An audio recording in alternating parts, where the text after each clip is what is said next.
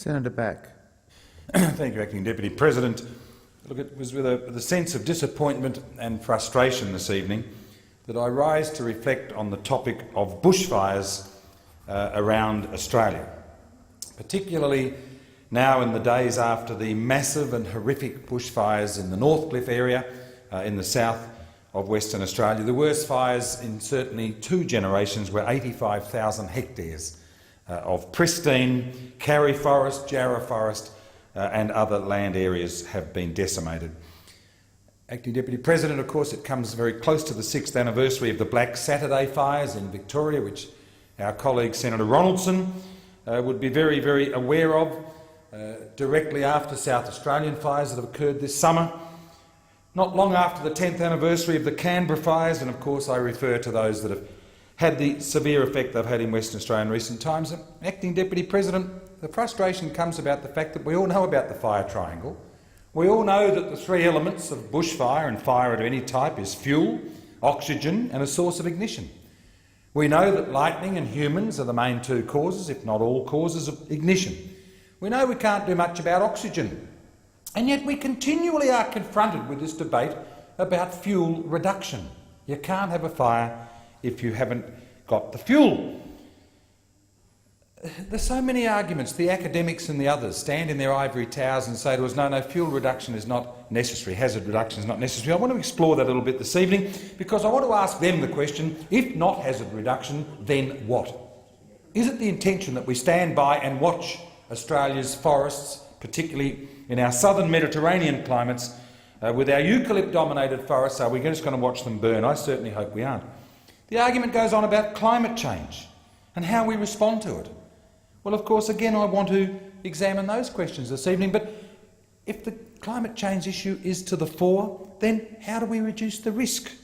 How do we reduce contact between humans and bushfires? How do we reduce fuel loadings? And I remind those who are listening that the greenhouse gases, if that is of a concern to sectors of the community, and it may well be, greenhouse gases emitted from major bushfires in this country would make the heavy transport industry around Australia look minimal when it comes to greenhouse gases. I go firstly to a Senate Select Committee with which I was closely associated, which reported in August 2010, in which we looked at the incidence and severity of bushfires across Australia. A couple of those recommendations: that the Commonwealth seek agreement from the states and territories to enable it to evaluate the adequacy of fuel reduction programs applied by public land management agencies in high bushfire risk areas. That was recommendation 5. And 6, the Commonwealth publish all fuel reduction plans and related audit findings on a national database. Recommendation 9, that further Commonwealth funding for bushfire suppression be made conditional on state agencies agreeing to the Commonwealth evaluating and auditing.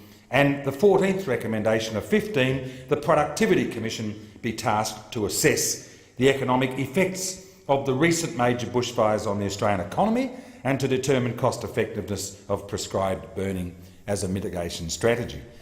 In that report, Acting Deputy President, at the insistence of the members, we actually produced in Appendix 5 the recommendations and responses and the implementation of several major bushfires leading up to 2010.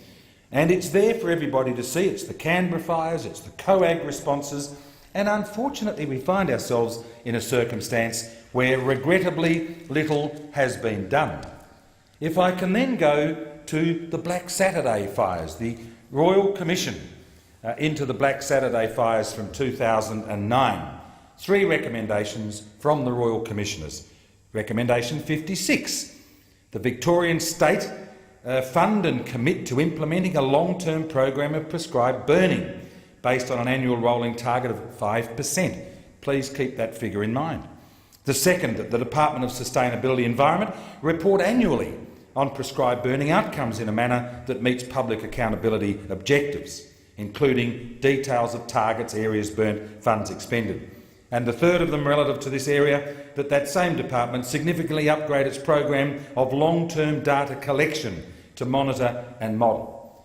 Acting Deputy President, one of the people with whom I've had a close association and indeed contributed significantly to that Senate Select Committee, is a gentleman by the name of Roger Underwood in Western Australia. Himself and his colleagues were fire managers, land management managers, forest managers throughout the Western Australian southwest through those periods of time that I'm going to refer to in a few moments, from the 60s, 70s, 80s, the massive cyclone Albie that you will yourself recall, and the impacts. And it is the writings of and the protests recently by Underwood and that absolute list of legends, people who, when I was Chief Executive of the Bushfires Board of Western Australia in the mid-1990s, read like an absolute star list: Don Spriggins, Frank Bettini, Frank Campbell, Jim Williamson, John Clark, John Evans, Kevin White, Noel Ashcroft. The wealth of knowledge that those men had, and the vital interest they still have, and the frustration that they watch today when the forests for which they had responsibility for so many years, the forests that were in the pristine condition that they were in before the Northcliffe fire recently decimated, was testament to the excellent land and forest and fire management of those particular men. Roger Underwood wrote a letter to Senator Milne early this year, having heard her speak in the Senate in early December, and he was protesting her commentary about the fact that it was climate change causing bushfires and there wasn't much we could do about it. 3 points that Underwood made, they were prophetic. The first, he said, was the number of people living in bushfire-prone areas had expanded massively, many of them city-bred, and Senator Ronaldson will relate to this, not bushfire-wise, living in houses and suburbs that weren't designed or constructed to resist bushfires. Underwood's second point to Senator Milne, the fact that our bushfire authorities are now so focused on suppressing fires after the event, that they are now so focused on ensuring that, or at least understanding that large intense fires are inevitable. And he protests about that. He speaks of his own experiences and those of his colleagues. And of course, the question now that fuel loadings are getting heavier and heavier. And his third point was the fact that our authorities are failing to take the one single measure that will make firefighting safer and more effective, and that is, and I'm quoting from the letter from Underwood to Senator Milne, the one thing that will minimise bushfire damage, will allow people to defend well-prepared homes, and that is systematic fuel reduction in bushland and residential areas. He wrote that in early January, and he stood by and he watched 85,000 hectares of Northcliffe fires go up only some 3 weeks later.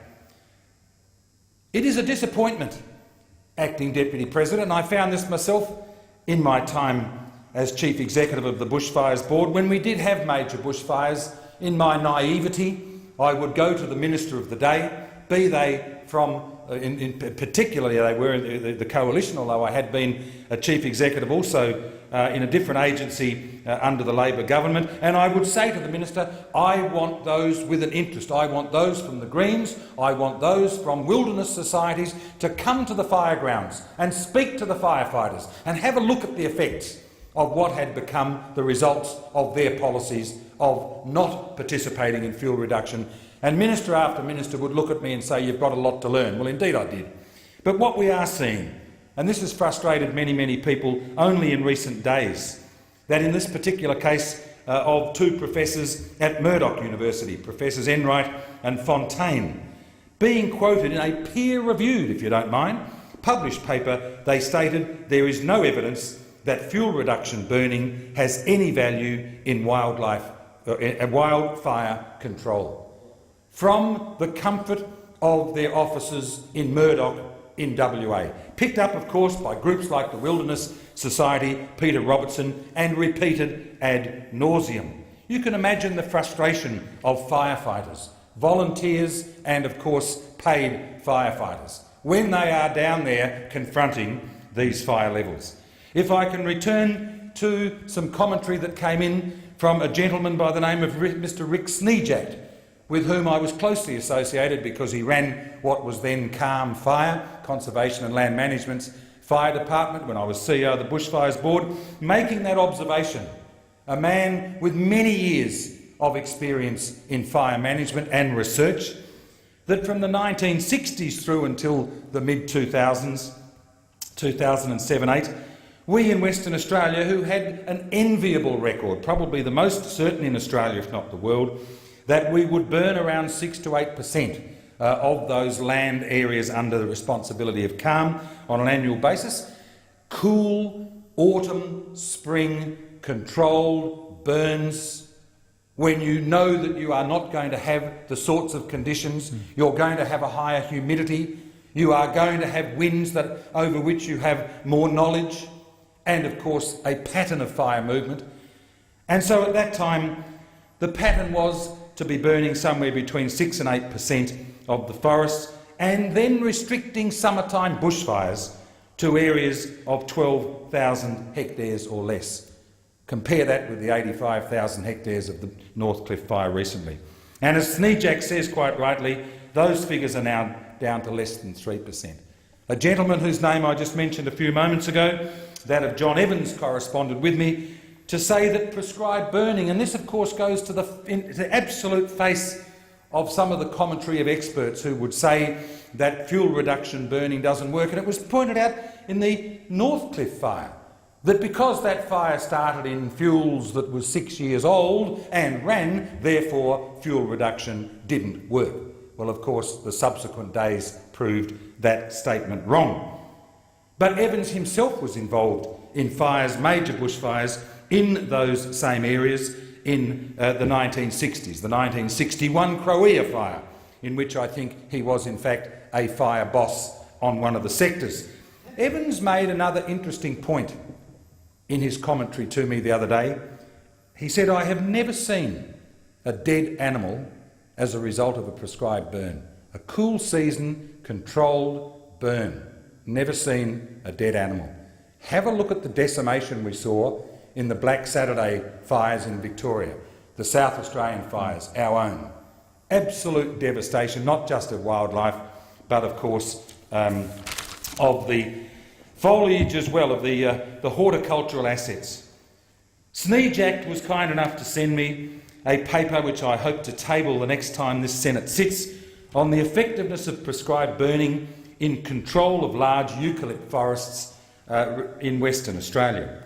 He referred to Cyclone Alby in 1978, acting Deputy President, and you'll remember it as well probably as I do. It was in autumn, as I recall. There were 92 fires burning out of control around forested areas in the southwest of our state. Wind speed up to 130 kilometres an hour. Humidity levels would have been down to 10 or 12%.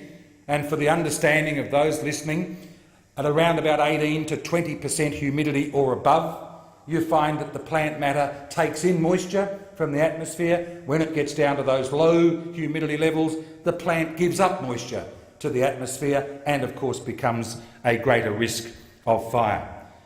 Sneejak makes the point, and these fires were moving at 8 kilometres an hour, 8,000 metres an hour through those areas, with extensive crown spotting, as in the top of the forest areas, jumping, as they did in the Black Saturday fires, through you to Senator Ronaldson, often 2 kilometres at a time. Those fires were spotting.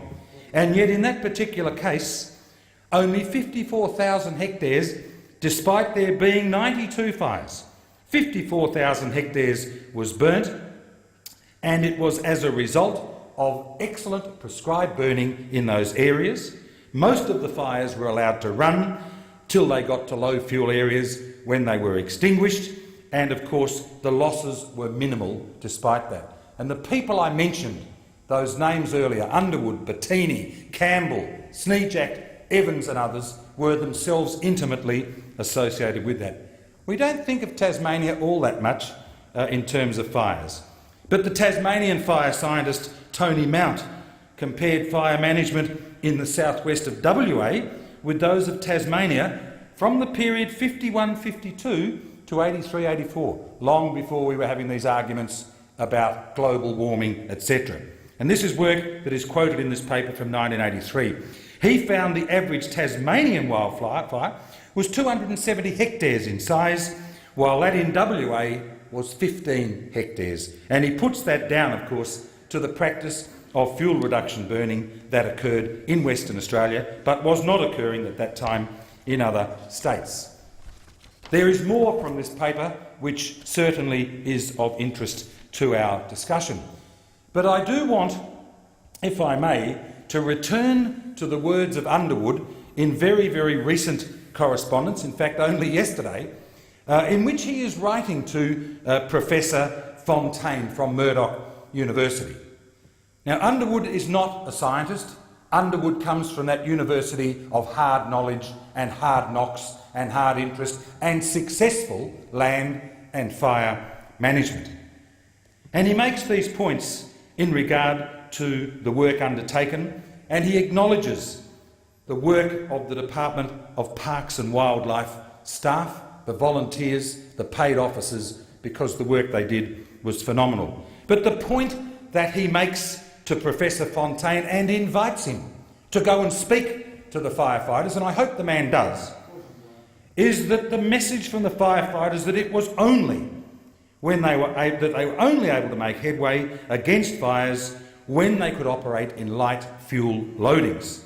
And he invites the man to do that. We've had people from the Wilderness Society and other places say that lightning does not cause forest fires. Have them go to Northcliffe and have a look at the events of recent days. But Underwood gives for Fontaine a very quick chronology. 28th of January, less than, 3 weeks ago. Thunderstorms, lightning, and of course the couple of fires mopped up quickly because they ran into light fuel loadings.